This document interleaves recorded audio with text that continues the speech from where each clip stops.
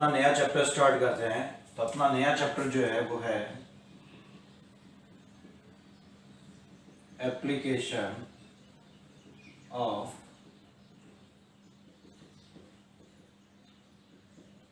Derivatives. ठीक है, यानी कि अवकलज के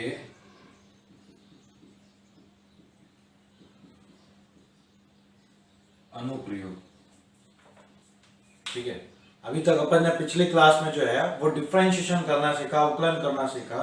अब वो अवकलन करने के बाद आपको ये पता करना है कि वो अवकलन काम कहाँ कहाँ आता है, यानी कि उसके एप्लीकेशन क्या है, यूजेस क्या है। एप्लीकेशन अनुप्रयोग यानी कि उसके यूज क्या है, ठीक है, वो काम कहाँ आता है। तो अब वो चीज अपन देखते हैं। ठीक है, तो ये अपना चैप्टर हो गया। ठीक है, तो उसका अपन सबसे पहले जो टॉपिक पढ़ते हैं वो है rate of change of quantities, rate of change of quantities, यानी कि राशियों में परिवर्तन की दर। ये टॉपिक अपने को पढ़ना है। अब इसमें होता क्या है वो देखना है। राशियों परिवर्तन की दर यानी कि रेट ऑफ चेंज। अभी तक आपने जैसे कि डी वाई अपॉन, जैसे अभी अपन तक D Y upon D X कर रहे थे, इसका मतलब क्या था, चेंज इन वाई। क्या मतलब था इसका, change in Y with respect to X. ठीक है, वाई में परिवर्तन की दर, y में परिवर्तन की दर, y में परिवर्तन की दर x के सापेक्ष, या फिर y में x के सापेक्ष परिवर्तन की दर, एक ही बात है। यानी कि y में जो चेंज आ रहा है वो किसके हिसाब से देखना है, x के हिसाब से कितना चेंज आ रहा है।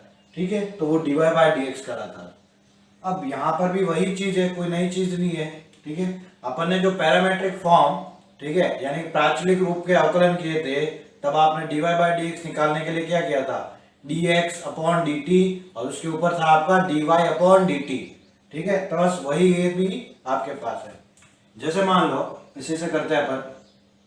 ठीक है, कि अगर आपके पास जैसे कि y जो है, ठीक है, y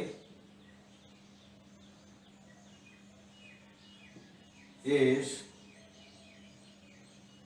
change with respect to time, तो ये चीज क्या हो जाएगी, dy अपॉन dt।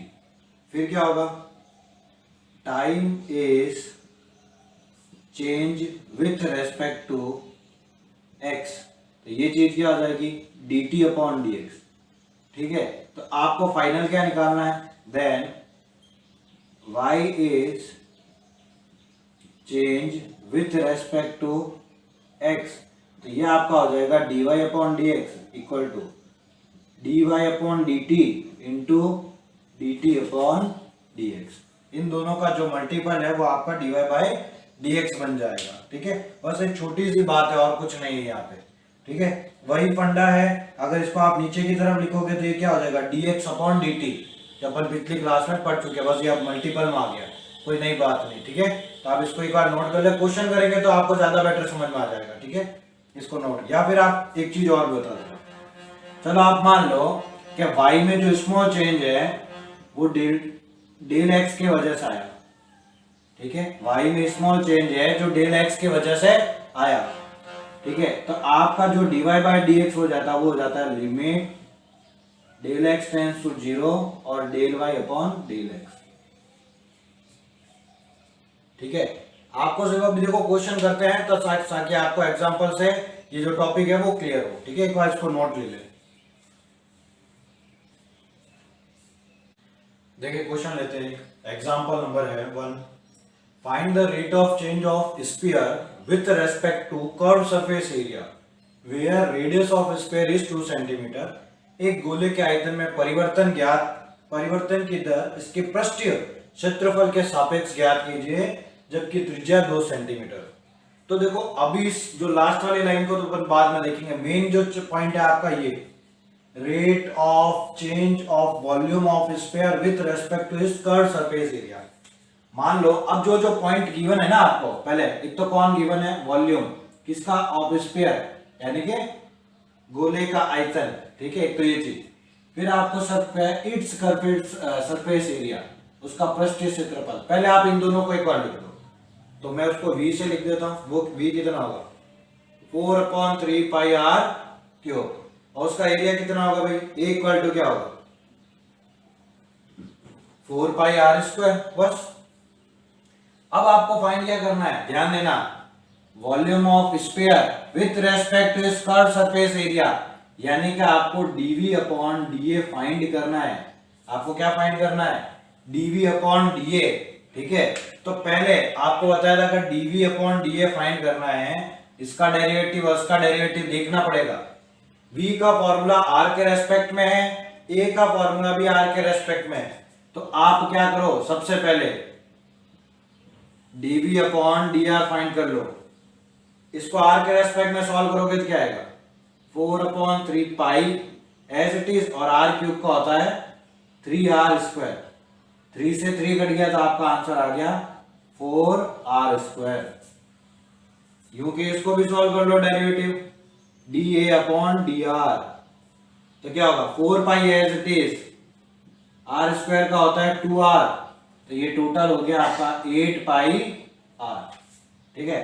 बस यहाँ फॉर्मूले में बना दो, तो dv upon dA equal to, ये क्या हो जाएगा dv upon dr upon dA upon dr equal to ये कितना 4 pi r square upon 8 pi r, pi से पाई कट गया, एक r से एक r कट गया, 4 से नीचे 2 टाइम कट गया, तो r अपॉन 2 कितना आ गया भाई r अपॉन 2। अब r अपॉन 2 आ गया, और आपको ये निकालना कब है, अब 2 सेंटीमीटर r की वैल्यू। तो बस dv upon dA r equal to 2 centimetre equal to 2 upon 2, r की जगह क्या रखना है आपको 2, तो 2 upon 2 equal to 1, 2 upon 2 equal to 1, ठीक है। इसको आप नोट कर लो। Question, find the rate of change of area of circle with respect to its area when r equal to 3 centimetre and 4 centimetre. वृत्त के क्षेत्रफल में परिवर्तन की दर उसकी त्रिज्या r के सापेक्ष ज्ञात कीजिए जबकि r बराबर 3 सेंटीमीटर तथा 4 सेंटीमीटर हो। तो देखो बहुत सिंपल सा क्वेश्चन ही है, क्या करना, देखिए आपके पास मेनली कौन दे रखा, area of circle with respect to it radius. Circle का एरिया देखो कितना होता है पाई r स्क्वायर। अब इसी को आपको किसके रेस्पेक्ट में सॉल्व करना है, आपको ये निकालना है area of circle with respect to radius, यानी कि d अपॉन r। तो ये तो और फायदा, डायरेक्ट सॉल्व कर लो, पाई इसका क्या हो जाएगा 2r, तो आपके पास dA अपॉन dr कितना हो गया 2 पाई r। अब आपके पास r की वैल्यू कितनी है, चलो यू लिख देता हूं first dA upon dr r equal to 3 centimetre equal to 2 pi into 3 equal to 6 pi centimetre, और सेकंड कितना है dA upon dr r equal to 4 centimetre, तो 2 pi into 4 equal to 8 pi, और यहाँ सेंटीमीटर। यूनिट मस्ट है, ध्यान रखें थोड़ा सा, ठीक है, नोट कर ले इसे। Next question, a particle moves along y equal to 2/3 x cube plus 1. Find the point on the curve at which y coordinates is changing twice as fast as y coordinate. एक कण वक्र y बराबर 2/3 x cube plus 1 पर चलता है। वक्र पर उन बिंदुओं को ज्ञात कीजिए जहां y निर्देशांक में परिवर्तन की दर x निर्देशांक में परिवर्तन की दर की 2 गुनी है। तो पहले आपको देखो गिवन क्या है वो लिख दो कि x में जो चेंज हो रहा है, ठीक है, वो कितना है ट्वाइस है, दोगुना है। y में जो चेंज है वो x का डबल है, ठीक है, यानी कि dy equal to 2 into dx। तो यहां से आप यूं कह सकते हो dy upon dx equal to 2। बस सिंपल सी बात आ गई। दूसरी चीज आपके y equal to 2/3 X cube plus 1 है, आपके पास dy अपॉन डी एक्स पता है तो इसको y के रेस्पेक्ट में सॉल्व कर दो। तो dy upon D X equal to 2/3, इसका हो जाएगा 3x स्क्वायर और 1 का होता है 0। तो आपका dy by D X equal to कितना हो गया, 3 से 3 गया 2x क्यूब। अब आपको पता है dy बाई डी एक्स कितना है 2, तो ये दोनों आपस में इक्वल होंगे। तो 2x square equal to 2, x square equal to 1, तो x equal to plus minus 1। ठीक है, इस वैल्यू आप इसको इक्वेशंस दे दो, ये फर्स्ट, ये सेकेंड, यहाँ पे दे दो थर्ड। ठीक है, अब आपके पास जो x की वैल्यू आई है उसको आप कहाँ पे रख दो, सेकेंड इक्वेशन में। Value of x put in equation 2, यहाँ पे रख दो। तो पहले तो आप x इक्वल टू प्लस 1 रखते हैं, तो y कितना आएगा 2/3 1 क्यूब प्लस 1, तो y इक्वल टू 2/3 प्लस 1, तो y इक्वल टू आपके पास आ गया 5/3। तो पॉइंट हो गया 1, 5/3। अब आप यूं क्यों x इक्वल टू -1 भी रख दो, तो y इक्वल टू 2/3 -1 का क्यूब प्लस 1, -2/3 प्लस 1, क्योंकि -1 का क्यूब -1 इसलिए माइनस, इसको सॉल्व करोगे तो 1/3। तो आपका पॉइंट हो गया -1, 1/3। तो ये आपके पास वो जो 2 पॉइंट चाहिए थे वो 2 पॉइंट आपके पास आ गए। ठीक है, तो नोट कर लीजिए इसे। देखिए नेक्स्ट क्वेश्चन पे आते हैं। नेक्स्ट क्वेश्चन आपके पास, a ladder 13 metre long leans against a wall. एक 13 मीटर लंबी सीढ़ी दीवार के सहारे झुकी हुई है। The foot of ladder is pulled along the ground away from the wall at the rate of 1.5 metre per second. सीढ़ी के पाद को 1.5 मीटर पर सेकेंड की दर से जमीन के सहारे दीवार से दूर खींचा जाता है। ठीक है, how fast is the angle theta between the ladder and the ground is changing when the foot of ladder is 12 centimetre away from the wall. सीढ़ी तथा जमीन के मध्य का कोण किस गति से परिवर्तित हो रहा है जबकि सीढ़ी का पाद दीवार से 12 मीटर दूर हो, 12 सेंटीमीटर, 12 मीटर कर दो यहाँ पे। ठीक है, 12 मीटर दूर। अब देखो, तो आपको क्या करना है, डायग्राम बनाते हैं। पहला डायग्राम बनाते हैं। मान लो ये आपकी दीवार है, ये आपका फर्स्ट हो गया, ग्राउंड हो गया, और यहाँ पर ये लैडर पड़ी है जो 13 मीटर लॉन्ग है। ठीक है, इसको आप x मान लो, ये आपका O, इसको A मान लो, इसको आप B मान लो। ये अगर x है तो इसको आप y कोऑर्डिनेट मान लो। उसने क्या कहा, यहाँ पर यहाँ से ये जो सीढ़ी ऐसे रखी हुई है, ठीक है, इसको यहाँ से आप खींचते हो, इसको आप वहां से खींचोगे तो सीढ़ी जो है वो कुछ ऐसे हो जाएगी धीरे धीरे, यहाँ से ये ऐसे। ठीक है, यानी कि आप इसको इधर खींच रहे हो तो ये इधर से नीचे आएगी कि नहीं आएगी। अगर आप इस सिरे को आप उधर खींचोगे तो ये सिरा आपके पास नीचे आएगा।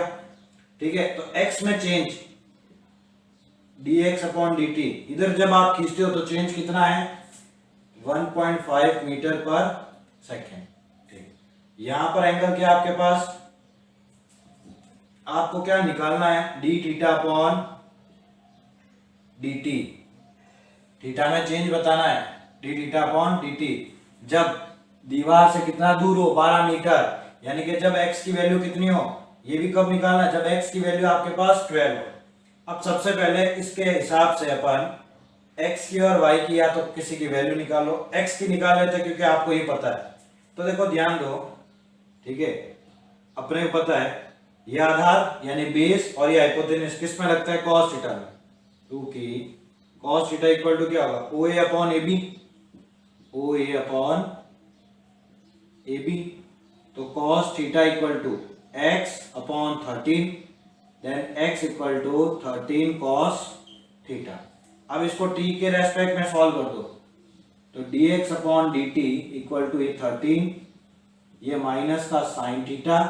ठीक है, और इसका थीटा का क्या हो जाएगा, d थीटा अपॉन dt। ठीक है, अब यहां पर आप ध्यान दें, अब d थीटा अपॉन dt वहां से निकल जाएगा, पर थीटा की वैल्यू भी तो पता होनी चाहिए। थीटा नहीं होगा तो अपन इसको कैसे निकालेंगे, तो देखो कैसे निकालेंगे थीटा। ठीक है, यहाँ पे टू की x इक्वल टू कितना है भाई आपके पास 12 मीटर, उसने क्या रखा है 12 मीटर, तो अपन y नहीं निकाल सकते पाइथागोरस से।